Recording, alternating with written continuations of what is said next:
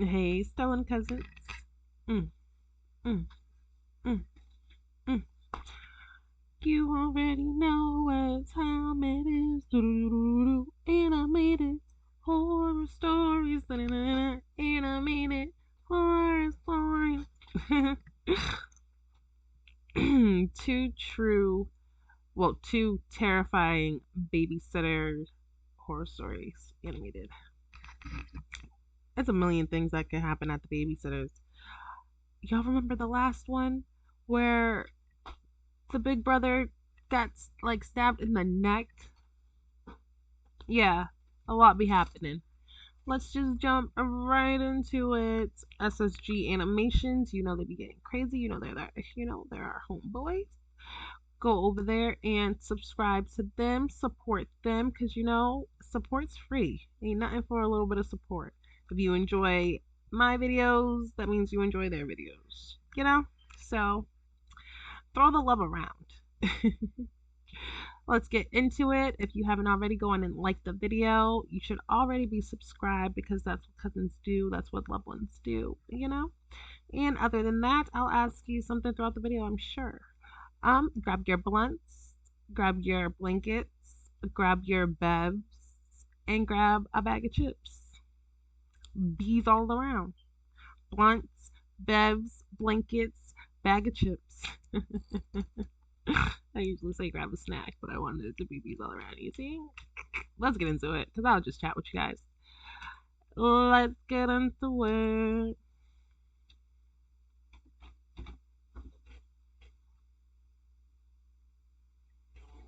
Gwen and Adam Smith were considered to be a part of the elite of our town for more than a decade. Their success story was an inspiration to every kid in our town. Both of them were extremely successful, Gwen a lawyer and Adam a surgeon. Both of them were extremely busy with their work and lived on the far side of town, on top of the lone hill in a big mansion. They hardly had time for their twin kids, Lucy and Lincoln. This is where I come into the picture. I'm Susan, and I used to babysit Lucy and Lincoln on most nights a week. I picked them up from school in the afternoon, made sure they did their homework, cooked dinner for them, and put them to bed. I was more of a nanny to both the kids rather than being a mere babysitter. The pay didn't hurt one bit, and most of the times the kids were well behaved. It wasn't much work, plus their parents did not mind if I used their internet or watched TV while the kids napped. This job was helping me pay my mother's medical bills and keeping our family afloat. It was a win-win for all, until it wasn't. Everything went downhill after that one phone call on that fateful stormy night. There is something you guys should know. I never used to babysit the kids on a weekend, as it was a time they spent with their parents, bonding and catching up, is what Mrs. Smith described it as. It never really bothered me, as I got the weekends off to spend with my family and drive my mom to the doctors. That night, it was around 8:30, when me and my mom and my brother returned from one of my mother's routine checkups. She has stage 2 cancer, so hospital visits are as often for our family as visiting the grocery store. It was a Saturday, and my phone started ringing. I initially thought it was one of my friends wanting to catch up in the local bar, but instead, my screen displayed Mrs. Smith's name. I was a bit confused, as she never texted or called on a weekend, unless it was an emergency. I picked up the call and asked, "Hello, Mrs. Smith. What's the matter?" "Hi, Susan. Sorry to bother you, but could you look after the kids tonight? I and Adam have to go to a dinner party." It was very unusual, as the couple was almost adamant about spending time with their kids on the weekend. "Sure, Mrs. Smith. I'll be there in an hour. Let me settle my mom in, and I'll head over." "Sure thing, Susan. We are waiting for you." Do I get paid extra Mrs. for Smith, this? or should I say Gwen, hung up, and I went back to taking care of my mom. By the time I left my home, Mom had slept and my brother was watching TV. On the drive to their mansion, the road was unusually foggy, as if preventing me from reaching their house. I wish I would have returned to mine, but the thought of piling up bills and my mom's deteriorating condition kept me on the road. In about 40 minutes, I was there in their driveway, parking my beat-up car. Gwen and Adam were in their driveway too, getting into their brand new SUV. "Hey there, Mr. and Mrs. Smith," I greeted the couple. "Hey, Susan." Gwen greeted me back, and Adam just nodded at me. "The twins are asleep. It's already past their bedtime. I and Adam will return late tonight. Just keep them company. Don't let them have a midnight snack, and just text me if you need anything," Gwen instructed me before leaving, and got into the passenger seat beside her husband. It was a little weird that their driver was missing. I didn't think much of it back then. Maybe it was a last-minute plan and the driver couldn't make it as I did. Before their car rolled out the front gate, Gwen yelled and let me know she saved a piece of chocolate cake for me and that it was on the counter. Yep, fancy desserts were a common thing too. I loved this job. Once I entered the mansion, I don't know. It was dark inside. Usually the couple left a few lights on at all times to keep the house illuminated. I switched on a few lights in the drawing room, grabbed a piece of chocolate cake, and sat on the couch watching TV. They drugged the cake? For the first hour, I was so engrossed in the TV and the dessert that I did not notice that the house was too quiet, as if I was the only one there. The kids slept through the night on most days, but sometime either of them would wake up for a midnight snack or have a bad dream. It was common for me to put them back to bed and maybe read a bedtime story too. I thought it must be one of those days when the twins slept through the entire night. Still, my instinct told me something was wrong. I waited for half an hour more and then headed upstairs to the kids' room. Lucy and Lincoln had separate bedrooms on either side of the hallway, and then at the end of the hallway was the master bedroom where their parents slept. When I opened Lucy's bedroom, I wasn't much worried when I found it empty. The girl often slept in her brother's room if she was scared or had a bad dream. But the sight I saw when I opened Lincoln's bedroom door is etched into my memory forever. Both the kids were hanged by a noose from the ceiling fan. Their eyes were still open, as if they were very much alive. What? I tried to free them, but when I touched Lucy's body, she was cold and stiff, as if she had passed away hours ago. I knew Lincoln was no different. I screamed and stumbled out of the room. I ran toward the master bedroom to fetch the emergency phone Gwen left in there. But when I opened the master bedroom door, I knew I was in deep, deep trouble.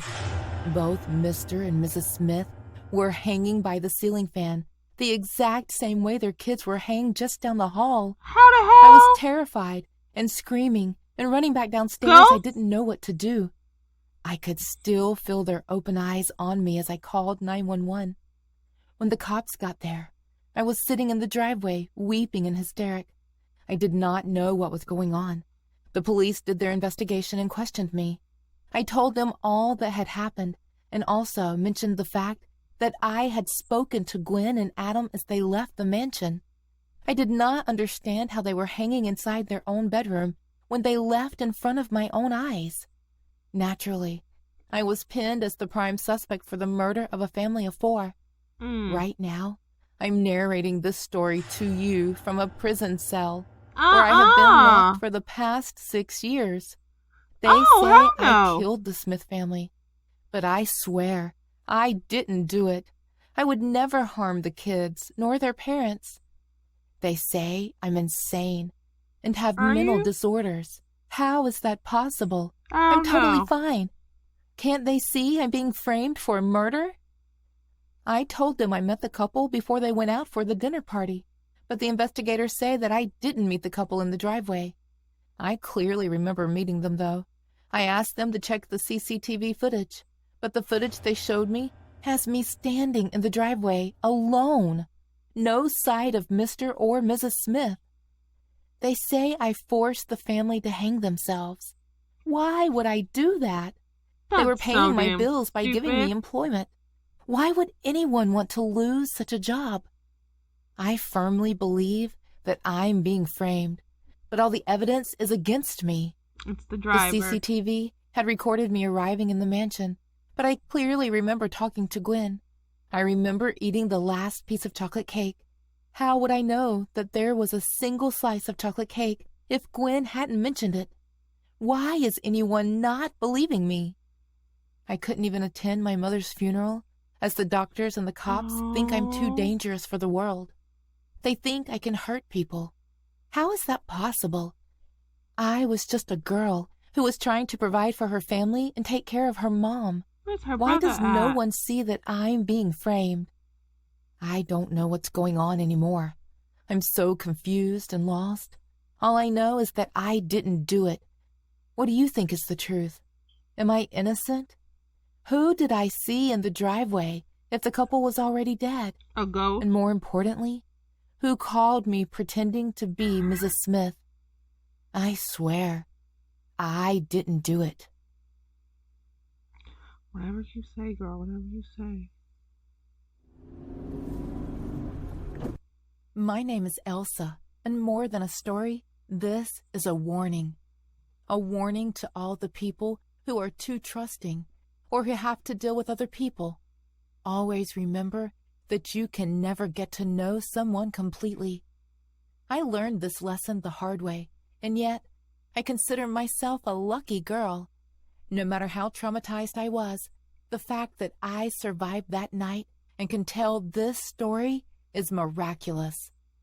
It all started when I turned 16. I wanted to earn money when I was young, so I started babysitting after school. All the neighbors trusted me. I was always the child who behaved well, listened to my parents, and never threw a tantrum. Little by little, all my neighbors began to trust me to take care of their children.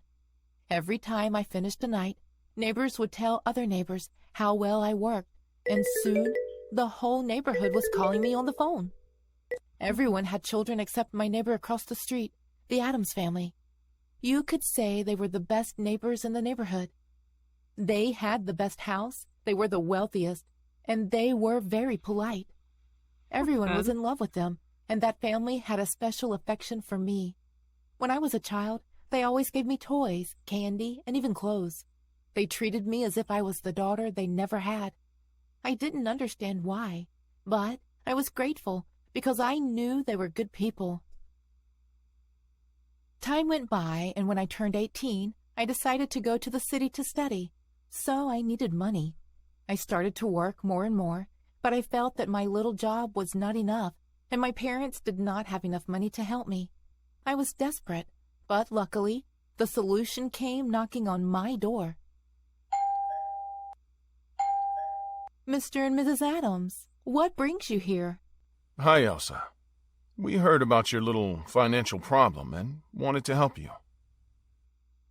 Oh, no. I'm grateful, but I couldn't ask you for this. It's too much. I could never pay it back. Honey, there's no need. We've known you all our lives. Besides, we won't be giving it away. You'll have to work for the money. And what do you need me to do? Our niece is coming from the city, and we need you to take care of her this Saturday. Oh. You are our first and only choice, and we won't hear no for an answer. You know I charge a lot less, right? Consider it a tip for being such a good girl all these years. I thanked them endlessly, and they left. Finally, my luck was changing. The day came, I finally met the girl, and as I expected, I liked her very much. Although I must admit, she was a little strange. Her skin was much whiter than usual. It was as if she didn't go out too often. Her eyes were a deep, strange black color, but what caught my attention the most was her smile. The girl had a smile from ear to ear that gave me chills. At first, I thought she was just trying to be cute, but as time went on, her gaze became more penetrating, and her smile more terrifying. And worst of all, she kept looking at me. The Adams left and left me alone with the girl, who very politely asked me to make her lunch. She didn't look at me as much, but I still felt some creepy vibes coming from her. When the food was done, the girl concentrated on eating. She looked hungry, as if she hadn't eaten in years. Suddenly, she stopped and stared at me, speaking to me. Miss Elsa, could you tell the man behind me to stop staring at me while I eat? Perplexed and terrified, I looked behind her, and in Oh. darkness, I saw a silhouette. I reached for my phone to call the police, but I had forgotten it at home. The Adamses' phone was next to the silhouette, and from the kitchen, there was no way out. We were at the mercy of this person. I grabbed a knife, ready to investigate. Stay here while I Girl, go and see what's going don't on. accidentally stab The nobody. girl just ignored me and continued eating. I approached the shadow slowly. The silhouette didn't make the slightest movement, but I knew it could jump at me at any moment. I moved a little closer to the switch and nervously turned it on. There was no one there. What? It must have been the reflection of... There must have been a sudden scare.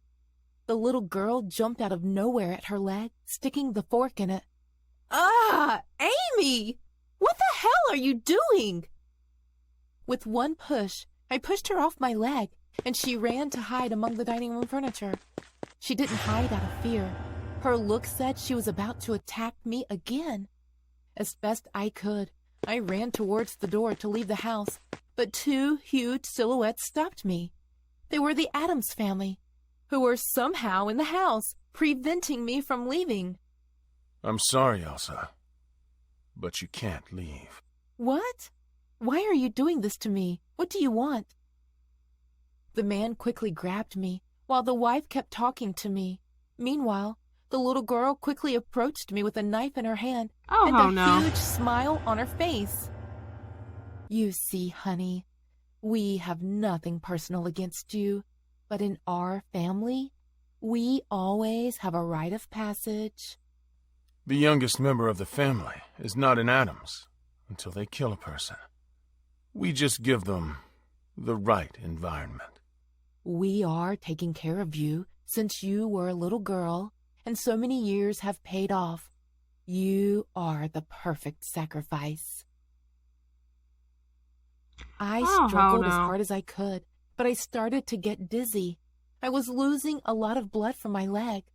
Pulling strength from where I had none, I managed to free myself and ran to the backyard of the house to climb over the fence and escape.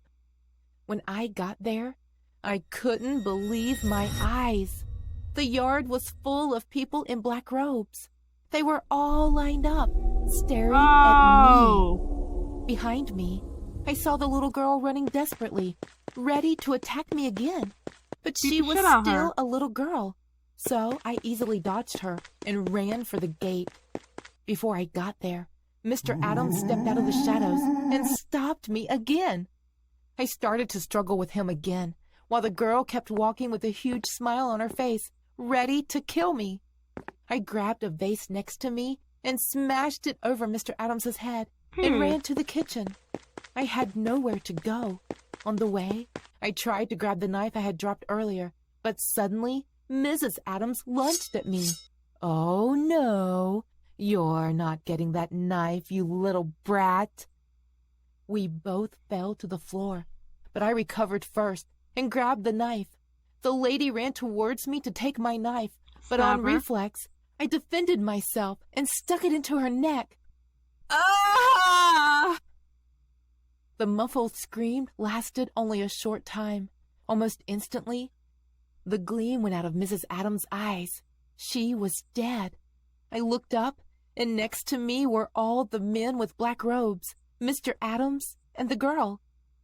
I'm sorry. Please, don't kill me. When I thought I was dead, Mr. Adams answered with a big smile. Oh, on the contrary, child. You are a member of the family now. What? I don't want to be a part of this sick-ass family. You shed blood on the initiation day. You are one of us now. But when will I be initiated? Take it easy, little Amy. You have plenty of time to kill. She's your wife. Don't you care? No. The man answered me with a smile so cold and terrifying that it made my blood run cold. In the middle of this talk, I couldn't stand it anymore, and my eyes began to close. I had lost too much blood. I felt an impact against the ground, and from then on, I just fell asleep. I woke up in my bed the next day, at home. I looked at my leg, and it was bandaged. I walked with some difficulty, and on the table there was all the money I needed and a letter. You are part of the family now. You will always be with us, and we will always take care of you.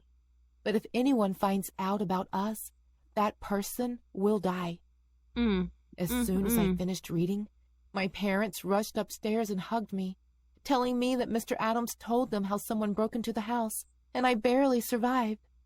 I decided not to tell them the truth to protect them. That's what happened. I moved out a few months later.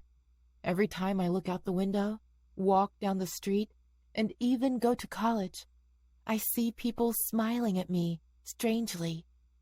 I don't think this is a coincidence. As time went by, I believed Mr. Adams more and more. I will never be alone again.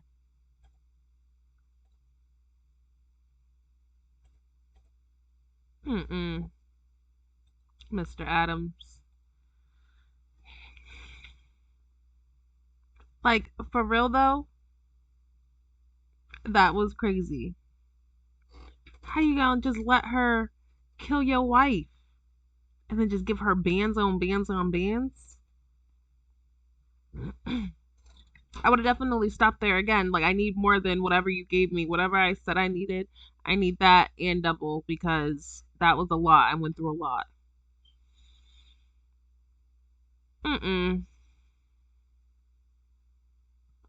Don't be babysitting everybody's kids. Crazy to say that I used to babysit everybody's kids, but that's different. I'm grown. We're in a different day and age now. Who knows what's going on? Thank you guys for joining me. What? Kids are creepy. Have you ever dealt with a creepy kid? If you have, drop it in the comments. I'll read it. I'll respond. Let's chat. I love you guys. Until next time. Bye.